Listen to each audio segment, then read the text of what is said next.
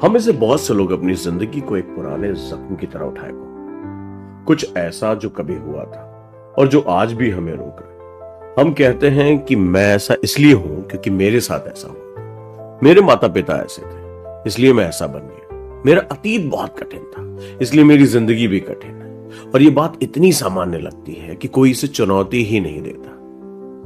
मैं अब दोस्तों बात कर रहा हूं आज उस बहुत फेमस किताब की जो इस समय पूरी दुनिया में धूम मचा चुकी है और जिस किताब ने एक मनोविज्ञान की बहुत जबरदस्त अवधारणा सामने रखी है, the courage to be disliked. Ichiro Kishimi और फुमिताके कोगा की ये किताब आपके लिए बहुत महत्वपूर्ण हो सकती है। पुस्तक एडलेरियन मनोविज्ञान के संवादात्मक रूप यानी कम्युनिकेशन बेस पर आधारित है। इसका मूल विचार यह है कि मनुष्य अपने अतीत से नहीं बल्कि अपने चुने हुए उद्देश्यों से संचालित होता है। दुख, हीनता, डर और संबंधों की उलझने किसी ट्रॉमा की मजबूरी नहीं बल्कि हमारे वर्तमान चुनाव का परिणाम है। ये हमारे बेस में, हमारे अतीत में ये बहुत घुली मिली है। अगर हम अपने वर्तमान चॉइसेस को चेंज कर दें तो हमारी लाइफ में बहुत कुछ चेंज हो सकता है। और इस सच्चाई को स्वीकार करने के लिए पुस्तक कहती है कि साहस चाहिए, नापसंद किए जाने का साहस। तो स्वागत करता हूं और मैं पहला chapter why people can change इस विषय पर एक गंभीर जानकारी आपको देने की कोशिश करता हूं। मैं आपका गाइड ओजांग और इस किताबों की दुनिया में मेरे साथ आपका बहुत बहुत स्वागत है। तो जैसा कि स्टार्टिंग में कहा गया, क्या हमारा अतीत, हमारा वर्तमान और हमारा भविष्य आपस में लिंक है? क्या हम बदलाव कर सकते हैं? अगर सच में आपका अतीत आपकी आज की जिंदगी को पूरी तरह तय करता है तो बदलने की उम्मीद ही क्यों बचती है? मतलब सब कुछ पास्ट में हो चुका है, फ्यूचर में भी यही होगा। आप फेल कर चुके हैं, आप किसी एग्जाम में असफल रहे हैं, आप किसी बिजनेस में असफल रहे हैं, तो अब तो कोई चारा नहीं बचता ना भविष्य में आपके लिए। लेकिन रुकिए, ये किताब यहां पर आपको बदलना सिखाती है। यही वो असहज सच है जिसे ये पुस्तक शुरुआत करती है, जहां पर हम व्हाई पीपल कैन चेंज पर बात करते हैं। राइटर कहते हैं कि ट्रॉमा जैसी कोई चीज नहीं होती है। ये वाक्य आपको चुभ सकता है, आपको लगेगा अरे मेरे अतीत में तो इतना कुछ गलत हुआ, मेरे साथ बहुत कुछ गलत हुआ, तो मैं विक्टिम हूं। लेकिन रुकिए, क्योंकि ये सीधे उस कहानी को छीन लेता है जिसे पकड़कर हम अब तक अपने दर्द को जायज ठहराते हैं। बिल्कुल सही सुना आपने, हम अपने दर्द को जायज ठहराते हैं। और अब कहता है कि आईने में देखिए, क्या आपने कभी अपने अतीत को एक बहाने की तरह इस्तेमाल किया है? वीडियो को रोकिए और सोचिए, क्या आप अपने पास्ट को एक एक्सक्यूज बनाते हैं ताकि आपको आज कुछ ना बदलना पड़े? यहां एक खुला सवाल छोड़ देता हूं, अगर आपका अतीत आपकी जिंदगी तय नहीं करता तो फिर कौन करता है? कौन गवर्न कर रहा है आपको? तो लेखक एडलर के मनोविज्ञान के माध्यम से एक सीधी लेकिन कठोर बात रखते हैं कि हम लोग कारण यानी रीजन से नहीं, उद्देश्य यानी पर्पस से चलते हैं। हम ऐसा नहीं करते क्योंकि हमारे साथ ऐसा हुआ था, हम ऐसा करते हैं क्योंकि हम कुछ हासिल करना चाहते हैं। अगर कोई व्यक्ति लोगों से बात करने से डरता है तो आम सोच कहेगी कभी उसका मजाक उड़ाया गया होगा, कभी उसने लोगों के सामने बेइज्जती महसूस की होगी। ये मेरे पर्सनल एक्सपीरियंस में ऐसा हो चुका है। मैं बहुत इंट्रोवर्ट हुआ करता था, लेकिन यहां पर लेखक कहते हैं नहीं, वो व्यक्ति लोगों से इसलिए दूरी बनाता है क्योंकि दूरी उसके लिए सुरक्षित है, क्योंकि अकेले रहकर उसे अस्वीकार होने का डर नहीं झेलना पड़ता। मैंने वो फेस किया है। हफ्तों तक मैं किसी पेपर प्रेजेंटेशन में नहीं गया, लेकिन फिर एक चीज ने सब कुछ बदल दिया। आज मैं वही यहां पर शेयर करने वाला हूं। ये हमारे आपकी जिंदगी सभी के साथ होता है।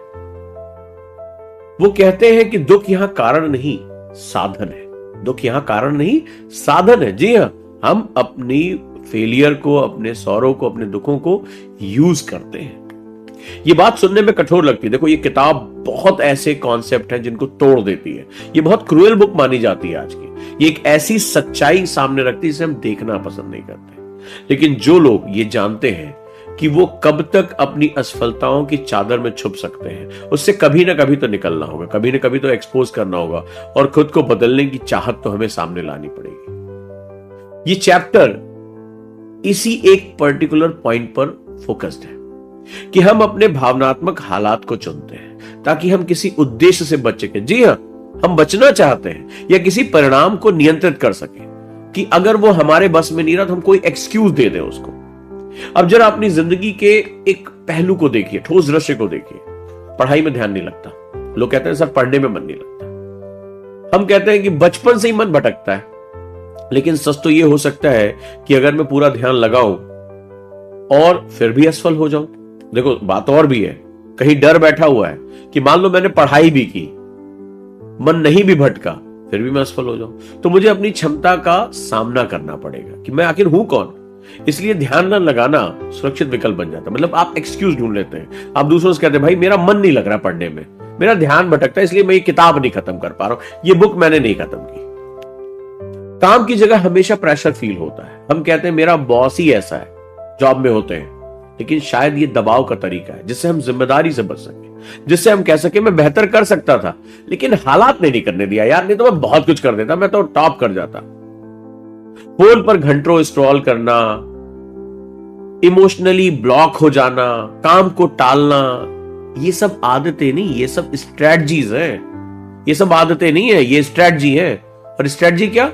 खुद से बचने की रणनीति, खुद से बचने की रणनीति। तो यहां पर राइटर कहते हैं कि बहुत कुछ ऐसा है जो आपको बदलने की जरूरत है। अगर हम अपने दुख को अतीत की देन मानते रहेंगे तो हम अपने वर्तमान की जिम्मेदारी कभी नहीं लेंगे। एडलर का दृष्टिकोण कारण आधारित नहीं, उद्देश्य आधारित है। वो कहते हैं पर्पस सब कुछ कर देता है।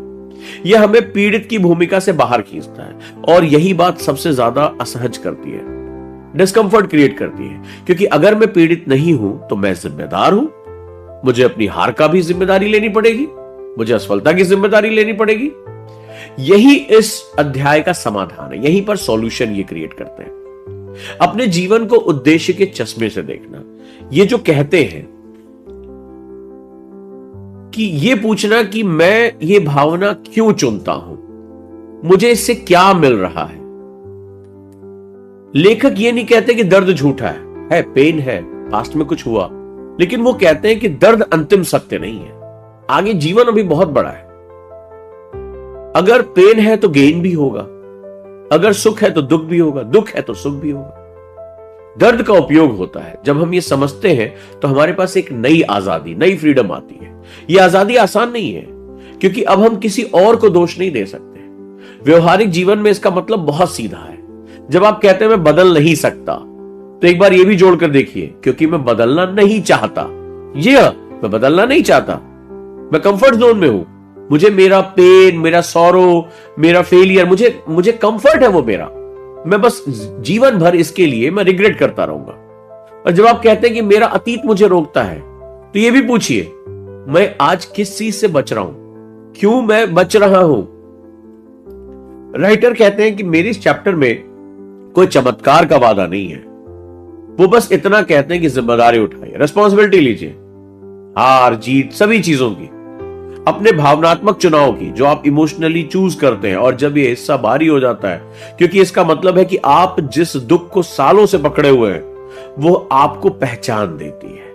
अपने आसपास भी करके देखिएगा, कुछ लोग हमेशा किसी न किसी चीज का एक्सक्यूज देते हैं, यार ये हो जाता तो ऐसा होता। कमेंट में बताइएगा क्या आपने ऐसे लोग देखा या आप खुद ऐसे हैं। ये दुख आपको सुरक्षित रखता है, वो आपको जोखिम से बचाता है, और उसे छोड़ना, खुद को बिना ढाल के खड़ा कर देना। यहीं से इस पुस्तक का असली साहस शुरू होता है, करेज टू बी डिसलाइक। न बदलने का साहस नहीं, बल्कि बदलने की जिम्मेदारी उठाने का साहस। ये चैप्टर किसी समाधान पर खत्म नहीं होता, ये आपको एक असुविधाजनक आजादी देकर छोड़ देता है।